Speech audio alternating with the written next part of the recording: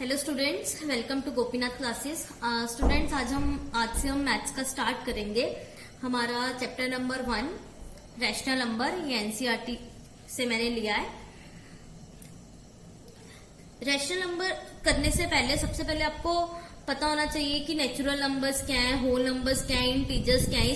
सब कुछ आपने पढ़ा है, एक बार दोबारा रिवाइंड कर लेते हैं। Natural numbers are all numbers 1 2 3 4 so on up to infinity. Clear. Natural number हमारे 1 से लेके इन्फिनिटी तक हो गए। होल नंबर्स कौन से हो गए? Whole numbers are all natural numbers including zero, जिसमें जीरो भी इंक्लूड हो जाता है। Example 0 1 2 3 4 so on up to infinity. Clear.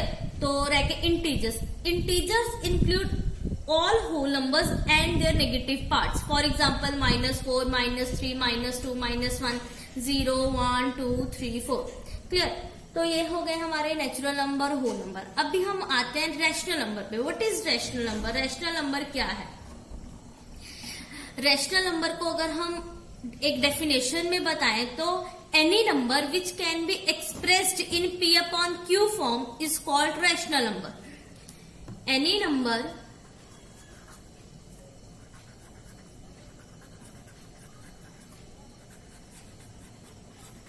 which can be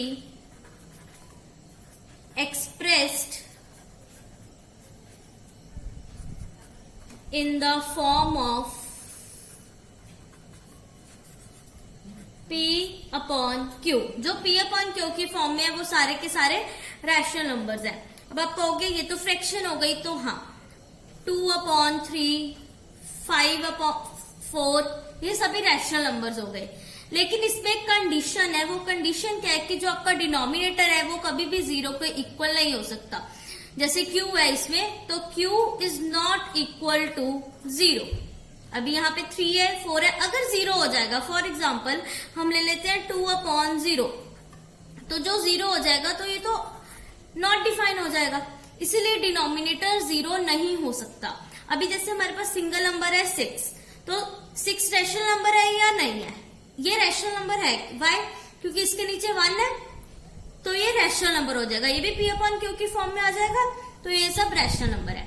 अभी 0 की बात करते हैं। 0 रैशनल नंबर है या नहीं है? 0 is a rational number because 0 के नीचे भी 1 है, तो ये भी P upon Q की फॉर्म में हो जाएगा, ये भी रैशनल नंबर हो जाएगा।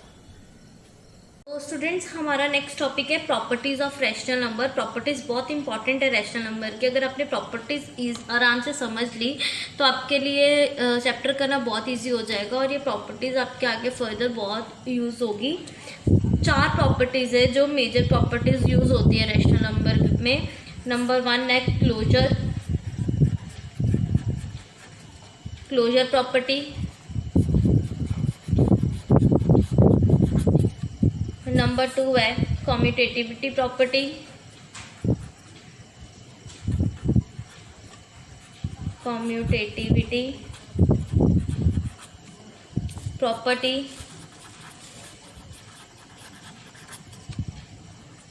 थर्ड है एसोसिएटिव प्रॉपर्टी।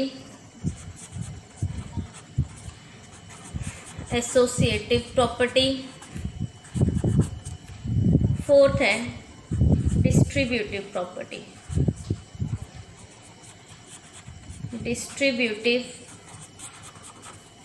प्रॉपर्टी। अभी हम इन प्रॉपर्टीज को 4 बेसिस पे करेंगे। कौन कौन से बेसिस पे? एडिशन, सबका एडिशन करके देखेंगे, मल्टीप्लिकेशन करेंगे,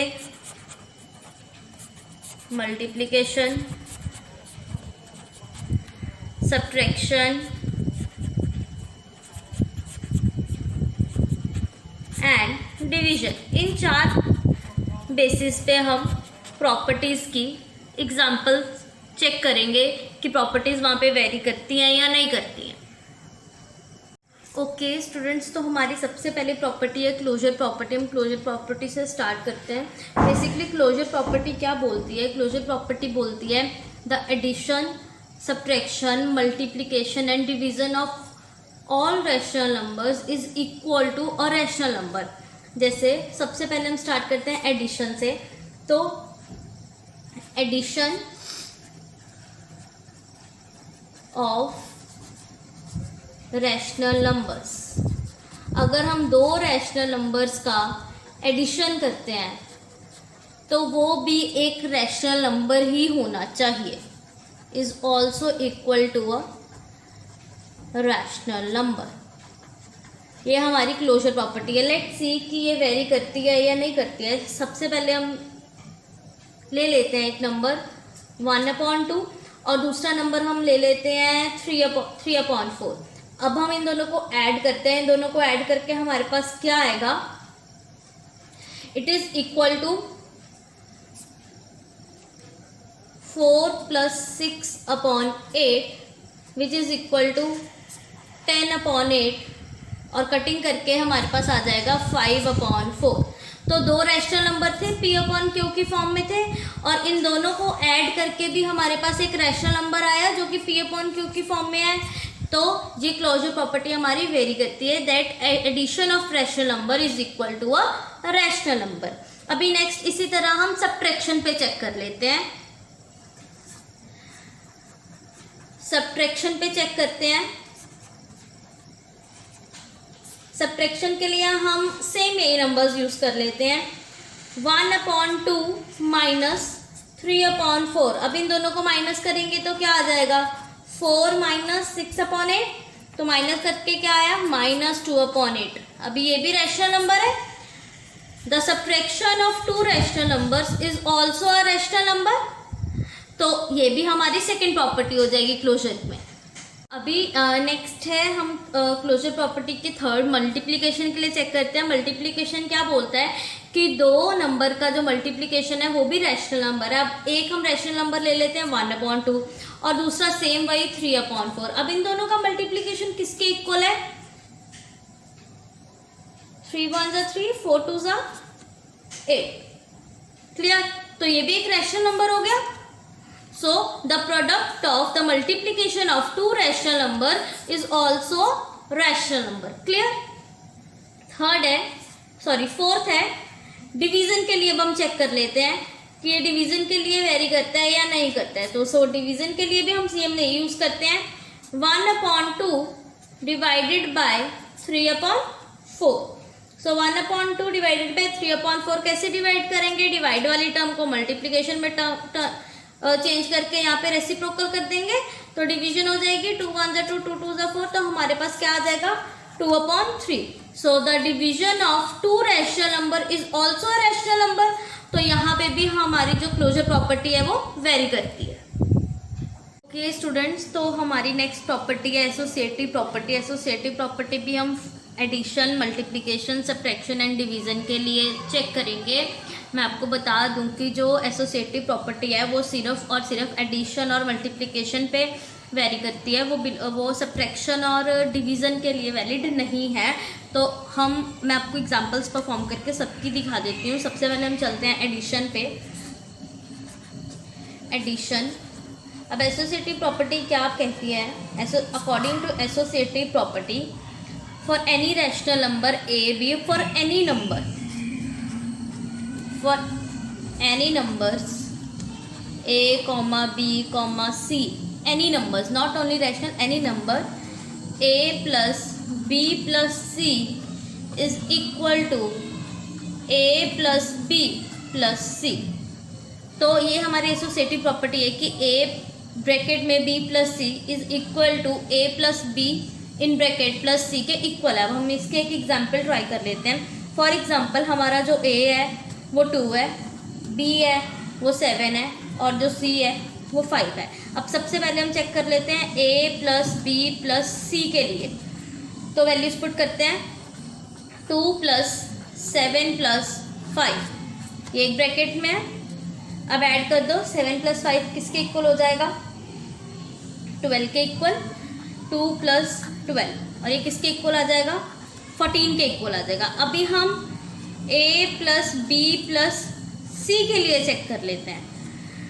2 + 7 + 5, 7 + 2 किसके इक्वल आ जाएगा, 9 + 5 which is equal to 14।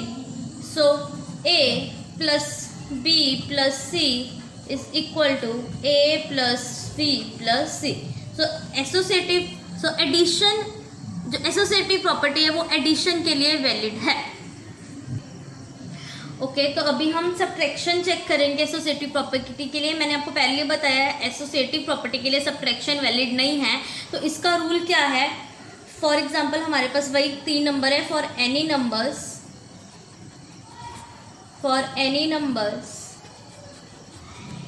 a, b and c, a minus b minus c is not equal to a minus b।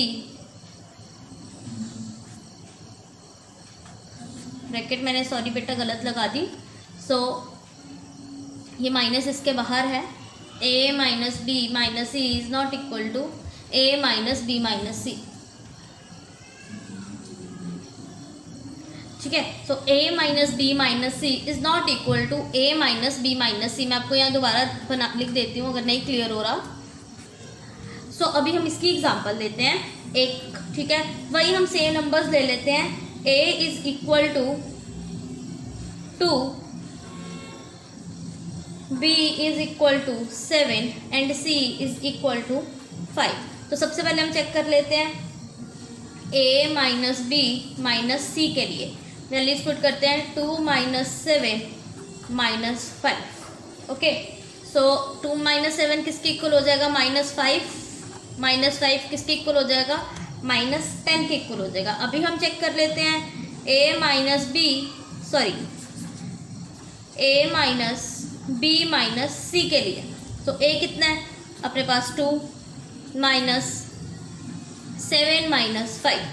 तो ये किसके इक्वल है? 2 माइनस 2 0।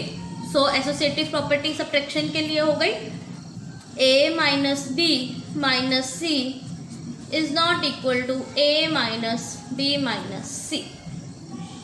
सो थर्ड है, हम मल्टीप्लिकेशन के लिए एसोसिएटिव प्रॉपर्टी चेक करते हैं। इसकी एग्जांपल के साथ आपको समझा देती हूँ। इसका भी यही है। For any numbers a, b and c, a multiply b multiply c is equal to a multiply b multiply by c। अब इसकी भी एक एग्जांपल चेक कर लेते हैं। a हम ले लेते हैं इसमें 3, b इसमें ले लेते हैं 4 एंड c इसमें ले लेते हैं 2। तो सबसे पहले हम a multiply b multiply c के लिए चेक करते हैं। वैल्यूज पुट कर देते हैं। a किसके इक्वल है? 3 के इक्वल है। b is equal to 4 and c is equal to 2। So हमारे पास आंसर क्या आ जाएगा? 4 2 = 8, 3 8 = 24। ये a multiply b multiply c की value I.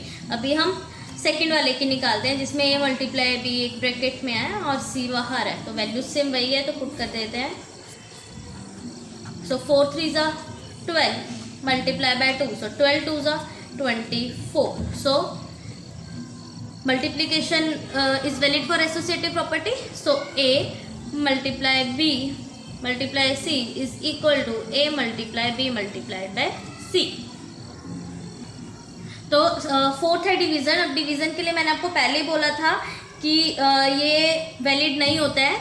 So for any number, example करके भी देख लेते हैं। For any number a, b and c, a divided by b divided by c is not equal to a divided by b divided by c।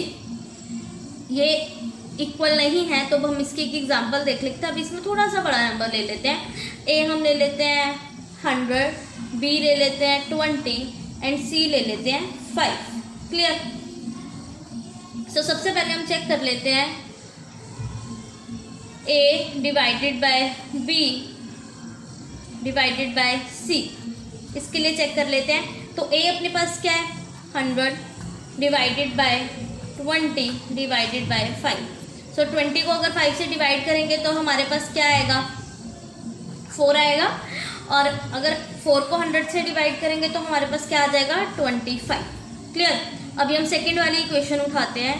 a divided by b divided by c। So number same रहेंगे। So values put कर देते हैं। 100 divided by 20 divided by 5। 100 को 20 से divide करोगे तो क्या आएगा हमारे पास?